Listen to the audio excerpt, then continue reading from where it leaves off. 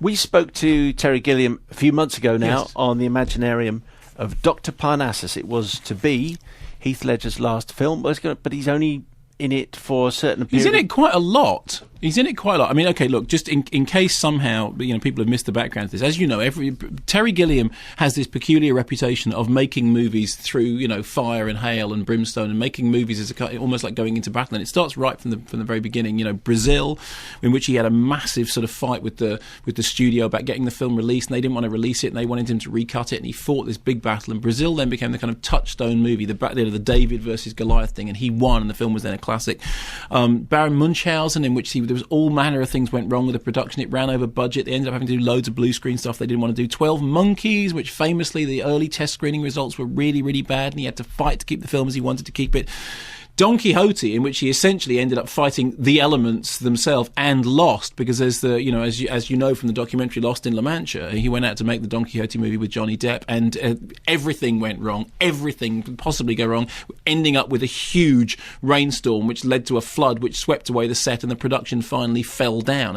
And it looked like he'd been beaten, but no, it turns out that the Don Quixote movie is now back up and running, albeit without Johnny Depp, who apparently is going off to make Pirates 4. Shame upon him.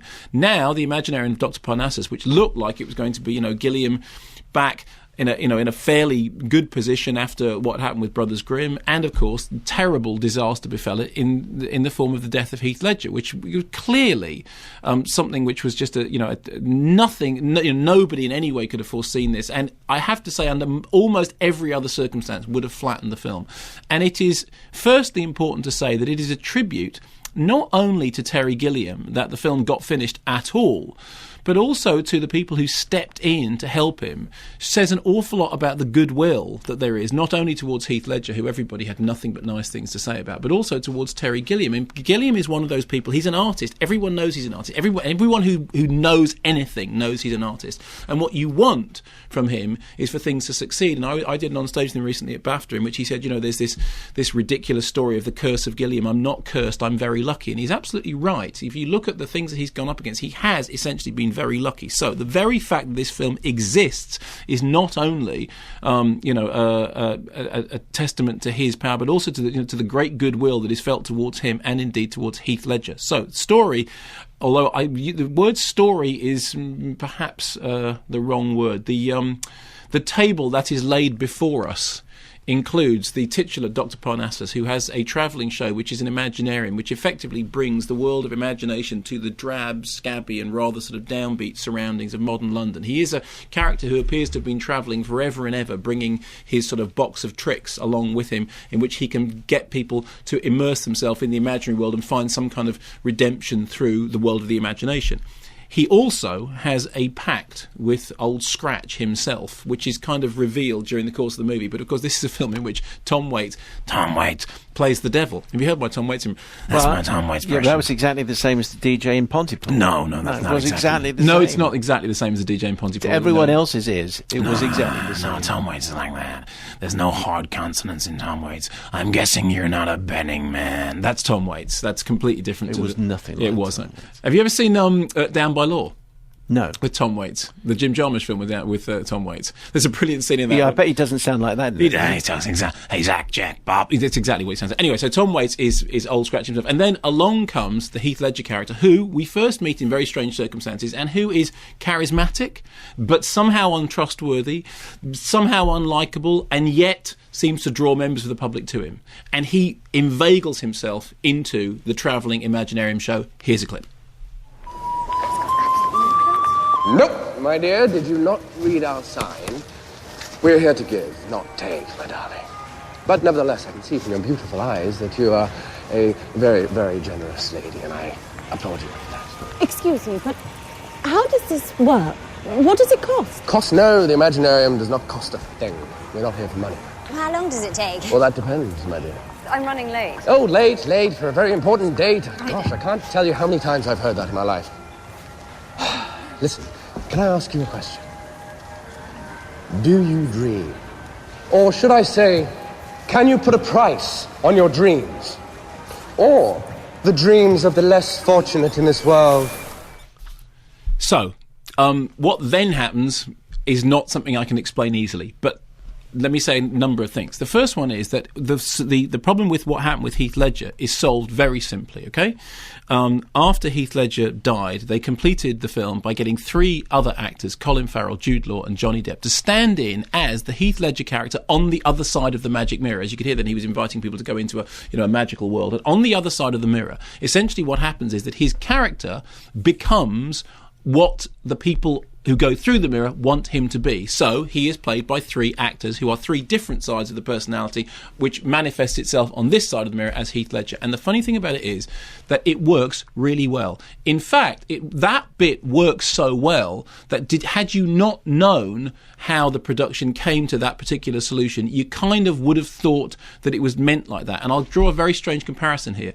The Exorcist 3, and I mean this seriously, The Exorcist 3 is a very, very misbegotten film that was messed around by the studios terribly in reshoots and all the rest of it. But one of the results of the reshoots was that a central character ended up being played by 2 people rather than 1 person. Brad Dourif, who is a brilliant actor, was replaced by Jason Miller for some of the role, and then what happened is the character flips between one and the other. And when you see the film with all its problems, you think, you know what? Of all the things that's wrong with the film, that's not the thing that's wrong with it. That flipping between those characters works really well. And in terms of the Imaginarium of Dr. Parnassus, the solution that they came up with to fill the gaping hole left by the departure of Heath Ledger is brilliantly managed. And nothing in what's wrong with the film has anything to do with that. The problem that the film has is this. I think in the end it comes down to a question of weight. And whether or not that's a problem may be a personal thing. The film seems to owe the most to Munchausen. I mean, it has writing links to Munchausen anyway. And as you know with Baron Munchausen, it's one of those films in which there's loads of stuff going on. Again, it's a similar character, somebody who, a tall tale teller, somebody who dreams large in a world which doesn't really appreciate that kind of dreaming. And it has a whimsical quality which is shared by the Imaginarium of Dr. Parnassus.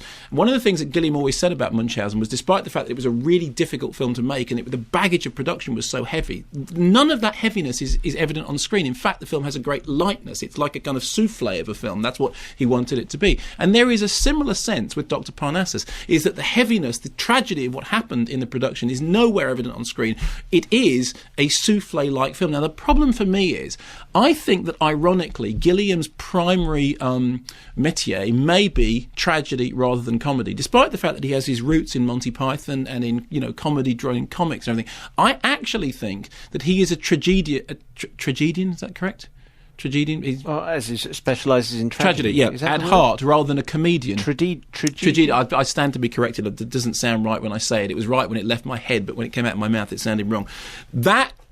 I think that is his primary register. And funnily enough, if you look at the films like Brazil and 12 Monkeys, which are films with dark endings, I mean, films certainly with not happy endings, even though they have a sense of resolution about them, those seem to me to be the things that Gilliam does best. One of the big problems for me with Parnassus is that I didn't feel the weight of dread, despair, disaster, doom, gloom, despondency that I wanted to feel, and which I had felt in things like Brazil, in which it's a man fighting against a system which is hideous, in which it's 12 Monkeys, in which it's somebody trapped in a cycle which is inevitably going to end in their own death. I didn't feel that. I didn't feel the sense of loss and disaster that I wanted to feel. The second thing is this. I have an inherent problem with the CGI visuals, and because they don't have the weight that physical special effects seem to have. One of the great things about Gilliam's movies in the past has been that his special effects always feel weighty. He knows how to do things in slow motion to give them a sense of mass. And although the sort of paint box-like Imaginarium world that Gilliam has conjured from his extraordinary imagination is certainly dazzling and eye-popping and interesting in all those ways, it doesn't, for me, have the physicality that I have always sought from his work, in the same way that CG cartoons or digimations often don't have for me the weight that stop motion animation would have. And the third thing is, I think that narratively there is not a clear enough line in Imaginarium to perhaps propel it through in the way that it really needs to move. Now, all those things aside, I've now seen it twice, and I have to say the second time round I found it a more enjoyable experience because I was kind of able to relax into it more, knowing that, having been through it once, knowing what the trajectory was, I was able to enjoy things more, like to really enjoy Tom Waits' performance as the devil, to really enjoy the moments of Flights of Fancy which really worked, to enjoy that sort of slightly scabby comedy which I think Gilliam does so well. I don't think it's his best work by quite a long chalk, but that is in the same same way that I think that Munchausen, in the end, is an admirable souffle of a film, as opposed to the great dark cake of doom, which is what I really want from Gilliam. And I think that everyone ought to go and see it, because frankly, he's one of the few people who is making cinema that's properly cinematic, that's proper filmmaking, that is filmmaking with heart and passion and soul. And even when, as in the case of Imaginarium, I have to say, for me, it doesn't work. It doesn't come together. Ultimately, there is enough evidence of somebody working in a way which I admire to go, you know what? Don't just see it once, see it twice. Plus, Tideland, second time round, as he promised, was a completely different experience.